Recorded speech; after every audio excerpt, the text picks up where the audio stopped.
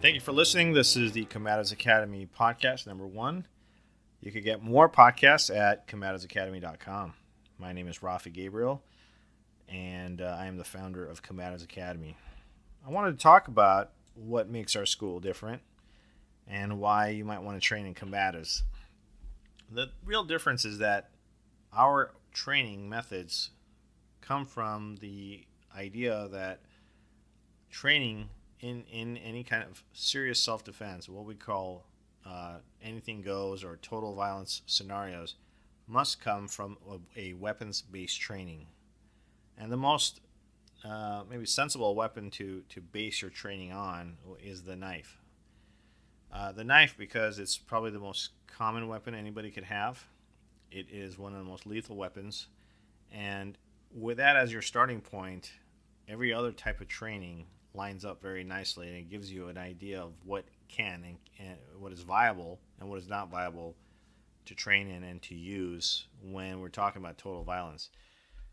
If I could define total violence, I guess I would say that it is when there is somebody, maybe one person that's willing to do whatever it takes to either put you in the hospital or maybe put you 6 feet under. And then to take it one step further, it might be a person that's armed, or it might be somebody that has friends that are also armed. So you get multiple attackers, multiple armed attackers. So when you're dealing with something like that, it's probably not realistic to go empty-hand against multiple armed attackers. So you want to be able to at least train in a system that is viable for those kinds of scenarios. So what system do we use? There are many weapons-based systems out there. I think one of the most popular ones now are the Filipino arts, which are excellent for teaching the knife, the stick. And in our case, what we've decided to go with is a system called Bahala Na Eskrima. Bahala Na Eskrima is kind of unique even among the Filipino martial arts because it is one of those rare arts that was used as recently as World War II in real blade-to-blade combat with its founder, Grandmaster Hiron, against the Japanese Imperial Army. Now, these guys were fighting in the jungle of the Philippines, and the Imperial soldiers would have samurai swords, and they would attack the Filipino soldiers. These were commandos that Grandmaster Hiron was involved with, and he was there to try to basically get information for the American Army in order to assist the U.S. Army defeat the Japanese while the Japanese were in the Philippines during that period of time where they had control over the Philippines. So it was a very, very scary time to be a Filipino. And the Japanese did not have much respect for the Filipinos. They didn't really see them as warriors, or they didn't give them a lot of respect. And they learned very quickly that the Filipino martial arts of Eskrima and of the skill sets of Grandmaster Hiron are effective and viable. Grandmaster defeated many soldiers and suffered no major injuries, almost nothing. And these were a lot of them were blade to blade battles that he used successfully against the Japanese military. And this is I think a very critical type of story to base your training on, because you want to know that your system that you're studying is not theoretical, that it was used successfully by someone that did it. And in our case, the Bahala Na Eskrima is our core training because it provides edged weapon training and blunt weapon training. So for us, the core is always the knife. If the other person has a knife and you can still do what you're doing, then you're doing something right. If the other person has a knife and you try to do something that's maybe not appropriate or will get you killed, then maybe it's something you want to think about. There's a lot of martial art techniques out there, but not all of them are going to be effective in those scenarios where someone has a knife. So that's important. We also have a system called Pencak Silat, or Kuno martial arts is the actual name of it. Our Silat system works very well with the Filipino martial arts because they both have that melee root, and they have there's some similarities there. The silat that we have is I think very unique because a lot of the silat out there does not really compare to the technical rationale and the capabilities of this type of silat. The takedowns are extraordinarily fast and sudden, and they're very good at dealing with attacks in very quick and decisive movements that usually lead to a takedown and to a ground and pound finish. The thing about it is that it is one of the few arts that makes it viable for you to have a self-defense against multiple attackers because the takedowns are so fast. Now, when you couple that with the Eskrima from Grandmaster Hiron, his style also has capabilities and is designed for multiple attackers for the battlefield. So you can, for example, with the Bahala system, learn how to deal with an angle number one attack. This is the Filipinos use a numbering system, and the angle number one attack is often the forehand strike, usually like either at an angle or horizontal strike to the temple. That's a very common target. So you could deal with that, finish him, and without changing position, you can deal an attack from an awkward angle, like to your side, because of the way the system works in Bahala. And specifically, I'm referring to the medium range system called Defando. Defando is excellent at that because they consider more than one attacker. So the way the system is taught is considering multiple attackers, which is a huge help when you're talking about trying to figure out a way to teach and learn a combative system that's going to work for you, when we're talking about total violence. And Bahala is an excellent beginning system. So with the additional support from our Pencak Silat system, the Silat and the Bahala really have that they complement each other, where one stops, the other one starts. And so even though our Silat system has weapons training and is very effective and is very useful, the core is empty hand. And even though Bahala has empty hand, the core is weapons. So it's kind of yin and yang for each other. They fit together very well.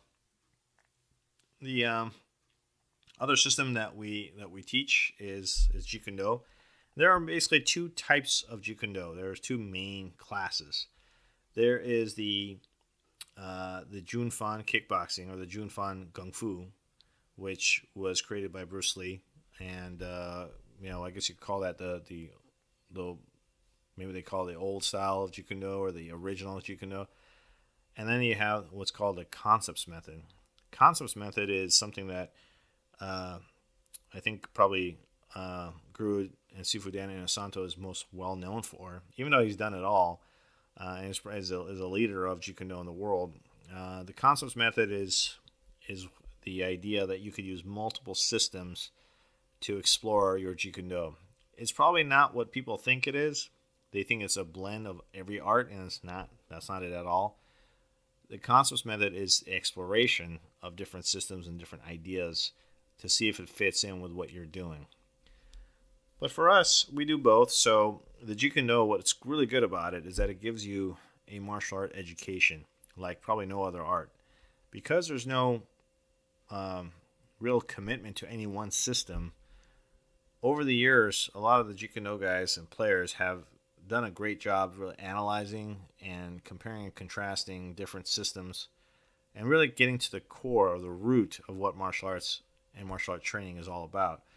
And so there's a body of knowledge there that's very useful, especially for learning to compare and contrast systems, their strengths, their weaknesses, and how things fit together, and how to separate and put it back together in different ways. So that's some useful stuff there. One of the most important aspects, I think, for us in Jeet Kune Do is that it gets you in really good shape. Jeet Kune Do gives you the cardio. It forces you to learn good body mechanics, because you're always hitting, like focus gloves, kicking shield, tie pads, and so your punching power, your kicking power really, it increases dramatically within a year or two. You'll see, even in 6 months, you see a big difference. And so that is a great way to start your combatives training.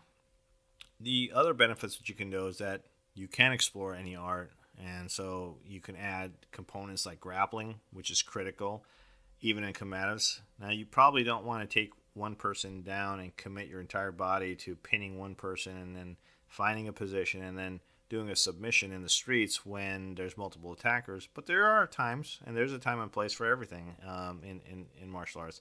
Sometimes one-on-one it works fine. And sometimes when it's in an environment that's optimal for grappling, then that's what you want to use. But really what you want to do is be excellent at escaping the bad positions. You want to have the abilities or the capabilities or attributes of a grappler to get out of bad positions so you can get back to your feet. So in other words, you get headlocked very badly or double leg takedown and someone's on top of you that has grappling skill, you probably don't have much of a chance getting out of that without having some grappling skills yourself, at least the basics. So that's critical. So in our overall, paradigm for combatives, what we're looking at is a weapons-based, especially a knife-based training that has a very strong unarmed advantage that comes with the Silat and Jeet Kune Do that will get you in shape, that will give you the very well-rounded training, and will give you the education to understand and analyze what you're doing so that you can grow and decide where you want to take your training once you get to a certain level. Once you're advanced, then you could go for specialists or specializations if you wanted to. One of the things that is, I think, critical also is that in our type of training, what we want to do is emphasize the idea of having the kind of training that's going to make us healthier and stronger over time. So if we focus so much on just being tough, that's not exactly the goal in the end. What you want to do is progressively challenge yourself and your body to become stronger, more flexible, healthier, and work towards having a much more fit and healthy outlook and positive outlook in your life, so that you can succeed in every aspect of your life without making excuses and without wasting your time with things that are pointless. Part of the combatives training is to have that positive attitude and to have that healthy lifestyle and to help each other accomplish those things together. A better outlook and also a healthier body. So you should make each other stronger every time you train with your training partners at Combatives Academy, rather than competing with each other in the sense that you want to do whatever it takes to win some kind of grappling competition or boxing competition. There's a time and place to spar, but it is critical, if you want to be able to use your skills, to have a strong body and no injuries or minimal injuries, and have that positive outlook so that you are a happier person, more enthusiastic, accomplishing the goals that you want, and also making more friends in your life than enemies. That's a very useful way of approaching your problems, with that attitude. So those are the core ideas of Combatives Academy. That's a great way to start our podcast. Like I said, there'll be more podcasts on combativeacademy.com, so check us out. We're going to discuss a lot of details about martial arts training, and our opinions, and about martial arts and other people's opinions too as we interview them. Thank you very much for joining. My name is Rafi Gabriel. This was Combatives Academy Podcast number 1. Thank you. Bye-bye.